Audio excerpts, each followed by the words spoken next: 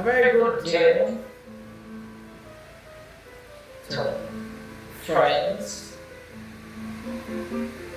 Welcome again to another video entitled King David Behind the Scenes, Implication for Leadership. And the question in the message: why was King David reluctant to accept the death of his son Absalom, who had become his enemy to the throne of Israel? But was it a fury to summon the death of Sheba, a Benjaminite who called for the separation of Israel and Judah after the revolt of Absalom? 2 Samuel 15 to 20, and we finished out on 22. And may the grace of God give us appreciation, patience, understanding, and a bit of wisdom. And I will here say that we will only deal with the summary of the story. You must read the case. So, we have here the summary of the story itself, 1 Samuel 15 to 20. So we start with the setting. This is where the place, setting is the place. So we have Jerusalem. Jerusalem is the capital city in Israel, and we have the black and white background with Arabia. And then we have the second stage is Hebron, which is another city, in blue and white red. And then we have also Israel, just the nation. And we have the walls. And the walls. You will see the particular walls. And we have the major characters. Israel there. The major characters. We have King David as the protagonist. He will receive the problem. The antagonist, Absalom, his son, is the one causing the problem, which is a revolt in the kingdom. We also have, at the end of the battle, Sheba, who calls for a separation among Israel. Right? And Judah, separation between Israel and Judah. And then we also have Israel, right, the people now. And we have two armies in Israel. We have Absalom's army, and we have David's army. And Joab is the leader of the commander. We have all the supporters, on the way friendly supporters. We are confidenti. These were the ones of whom were entrusted with secrets, and we will see them in the palace. And we have advisors, and we have priests and others. And of course, we also have the wood, the forest, which is active as, in this case, as a human in battle, because the story said that the woods killed more people than swords. The plot itself is the journey which the story takes. So the plot, this is the most complicated plot I've ever seen. It was difficult. It's filled with conniving, secrecy, intrigue on both sides, lies, deceit, fear, confusion, noise of pride, noise of trumpets, noise of mourning, noise of battle, public disgrace, humanitarian aid, prayer and praise, and of course, the order is for you when you read. So we begin the story, the journey, with the plot and the setting and plot, place and character, behavior. So we begin with Absalom at Jerusalem city. The story says that Absalom stand at the gates entrance, in meet and greet and woo the people against the king, acting like a counselor. So seeing them to Absalom's touch by the king's eyes, see him showing some attention to the warm attention to the people. Okay, so Absalom set up conspiracy thing among and the army set up conspiracy thing and the army to stage the rebellion against King David, and that's in Jerusalem, right? He lied to the king for permission to go to Hebron to worship, I should say. Then he lied to the king to go to permission to worship, keeping his vows to God. So actually he was playing out the cycle of the king. You know, the king is very religious. And Absalom lives with a team. That's the conspiracy team for Hebron, where he stages the revolt. So here we have him. So the plan took place in Jerusalem, and the attack will be staged in Hebron. Notice that, so there was a distance apart. You need to observe that, because that will come up. So we had conniving and intrigue and lies and deceit. Alright? So Absalom arrives at Hebron, and the men blow the trumpet and announces his reign. Absalom is king in Hebron. Or Absalom, I didn't say Absalom reigns in Hebron. You see, drawing all Israel to him with the sound of the battle on the trumpets. And then news spread to King David at Jerusalem, Lord, and King David gets up from his throne and flees, taking his army and household with him. And the king leaves 10 women or concubines to keep the palace. So, and you'll see David's administration is divided. Some with him and some are with Absalom's conspiracy. So he gets support and help along the way as he runs, but he also receives curses too. And David prays and worships God as he runs, and remember, he ran bare feet. Alright, so now Absalom comes in from Hebron and he goes to Jerusalem, because Jerusalem is empty, the king is gone.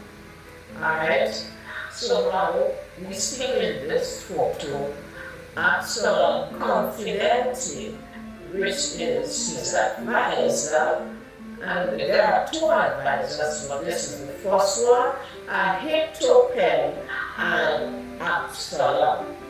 1 Samuel 16:15-17:4. So Absalom, as you say, walks with Jerusalem, so he's asking advice from Ahithophel. So what did Ahithophel tell him? No, before I say that, Ahithophel is one of the respected advisors in King's palace. There's another one we don't see, but so Ahithophel was very much respected. So what did he tell him? Oh, I could remember David saying to God to turn Ahithophel's counsel into stupidity, into foolishness. Let's see what went on here.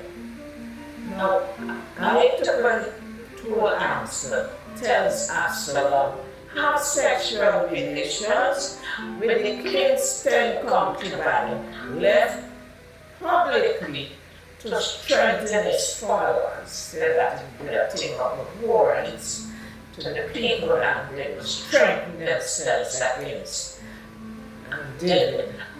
And Ahithophel said, I will pursue the king with an army.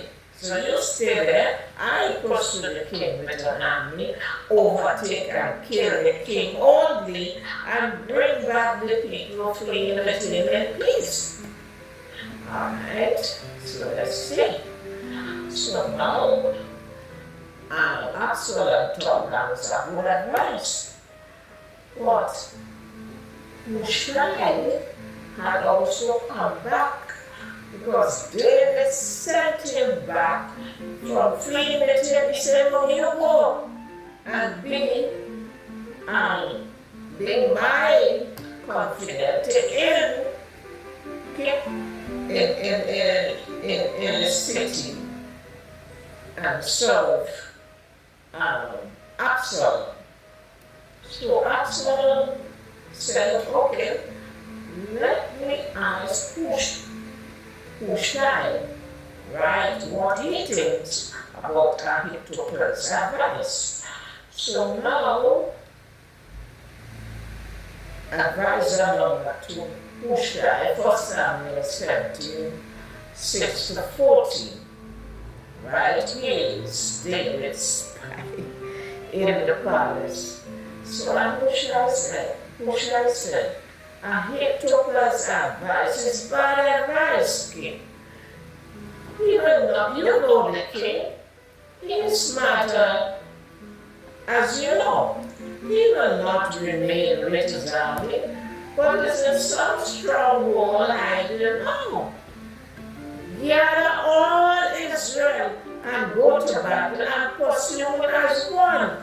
But find him wherever he is. So, all Absalom and all the men of Israel said, the counsel of Hushai, the Archite, is better than the counsel of Ahithophel, right? But that was the will of God. For the Lord had appointed to defeat the counsel of Ahithophel, to bring evil upon Absalom. So that's again, we need to watch because that's coming up in the analysis. Alright? So now we are coming to the battle setting, and I want to emphasize the setting itself, which is in the woods of Ephraim. The woods of Ephraim, we have large oak trees. See them big, extended arms, and branches. And we see now the place is thickly wooded. We see some men, soldiers, on horses and chariots. Okay? So that's the scene of the battle. So the battle is in 2 Samuel 18. It is staged in the woods of Ephraim, And it's a civil war. Israel against Israel. Remember? Absalom army against David's army. And Joab is the commander of David's army. Alright? And Absalom is the leader of his army. And the story says that it was a fierce, grievous battle. 20,000 men were slain. And he said the woods of Ephraim killed more men than the weapons did. So Absalom's fate. Let's see what happened to Absalom. Now the forest had him. According to the story, his head was caught hold of this head caught hold of a great oak tree. And his donkey left him suspended between earth and heaven and fled. And Joab finished him off with 3 darts to his heart. So you see there Absalom's head caught up in the oak tree, right? Only there left him hanging, and the donkey ran away, leaving him suspended between earth and heaven. And news reached Ahab, Joab, and Joab, wasting no time, took the 3 spears. Not 3 spears, 3 arrows. 3 darts. And he pushed it in his heart. And that was the end of Joab and Absalom, 2 Samuel 18:9. What was King David's fate? 2 Samuel 18-19. Now David returned to Jerusalem. Alright, so the king survived and was taken back to the palace at Jerusalem. So there we have here Jerusalem only after the battle. Revolt in Hebron was ceased. But we have some problems in the subject, problems that are called along with the plot, the analysis of them as well. First problem, 2 Samuel 18:5. The king, that's David, commanded Joab, Abishai, and Ittai. These were army commanders when they were going into battle. He said, be gentle with the young man Absalom, who was the enemy, for my sake. Now, for my sake indicates that David had not yet attained the status of faith like his ancestor Abraham, who surrendered all. Abraham gave up his son. But here we have David holding on to the son, who was actually the enemy to the kingdom. And mourning, which David did, indicated a presumptuous nature in the king to appease God, to change his mind on the fate of Absalom, alluding to the time when King David lay with a man's wife, killed him, and fasted to appease the death of the child, but he did not walk with God. And the second problem, 2 Samuel 18:33, David's failure to immediately greet the nation after the destruction of the enemy, resulting to mourning the force, broke the national spirit and will of the people, causing them to be ashamed and retreated to their homes sheepishly. The king's action, resulted in arguments concerning his return and a split in the kingdom, orchestrated by Sheba, a Benjaminite, seen in 2 Samuel 20. whom David summoned to be king, citing him as a greater threat than Absalom. Now, why did David let presumption guide his decision to kill Sheba? Further down in the history, the kingdom of Israel was finally split after the reign of Solomon. So that was a seed that was already there. As a matter of fact, that seed started with King Saul. So here we have the explanation of the split. So that the whole kingdom of Israel was divided into 10 kingdoms. Now when the split came, Sheba, the Benjaminite, Sheba is a Benjaminite. So what you find is the whole kingdom from Benjamin go up. Well, it became Israel, the northern kingdom, and they had 12 tribes. And then we had Judah and Simeon with 2 tribes. The king was from Judah, alright? And no, actually, the king was from Judah. But I'm not really sure. I don't know. I listened to something, and I'm sure. Yes, the Judah claimed the king, alright? So, and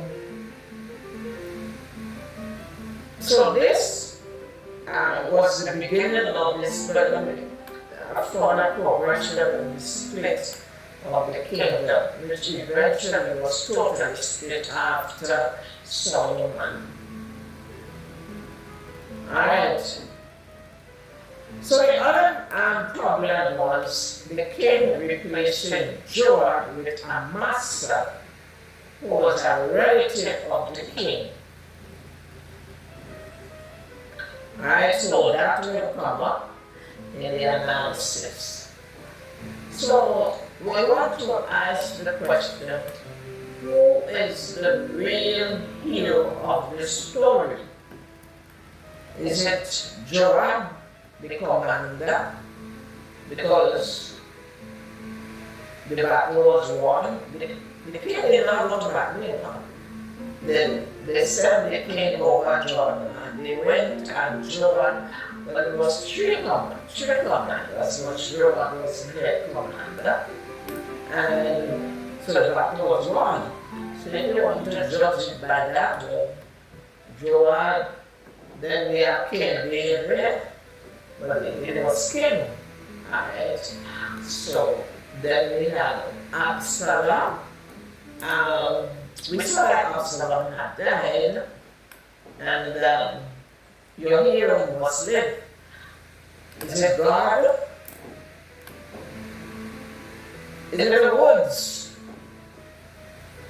They told you that the woods was like a human in the battle, and more died out of the 20,000 by the woods killing them.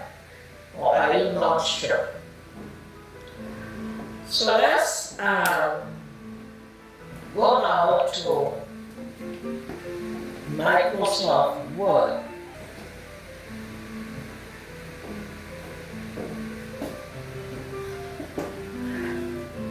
Yes. So, who was the real hero of the story? Now, Joab divided the leadership. Joab provided leadership. Joab provided leadership when the king failed to inject positive energies among the nation. Let me just check this slide.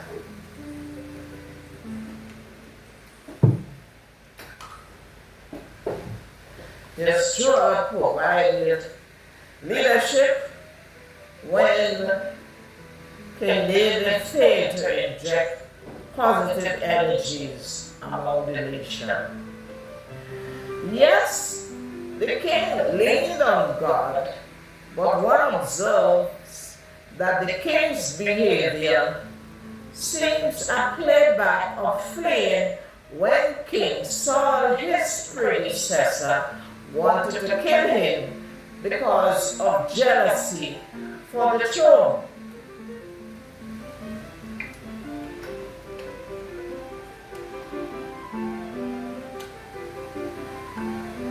In the first case, Absalom did not attack Jerusalem.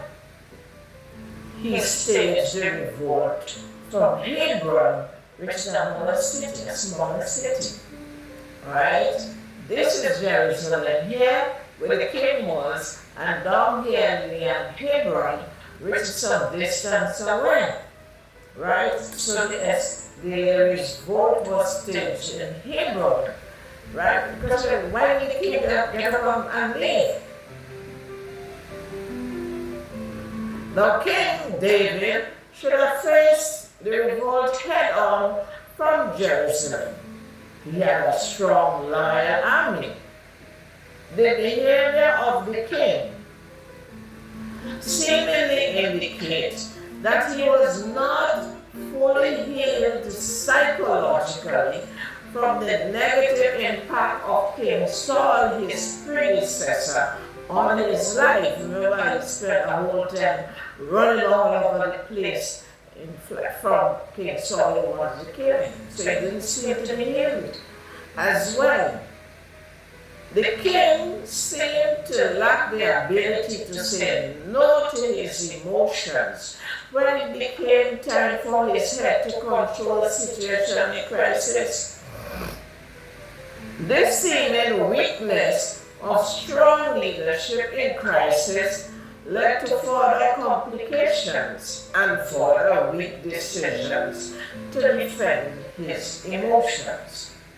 In addition, the king's underhanded removal of Joab, his loyal and strong army commander, and replacing Amasa, the king's relative, was also questionable. Alright.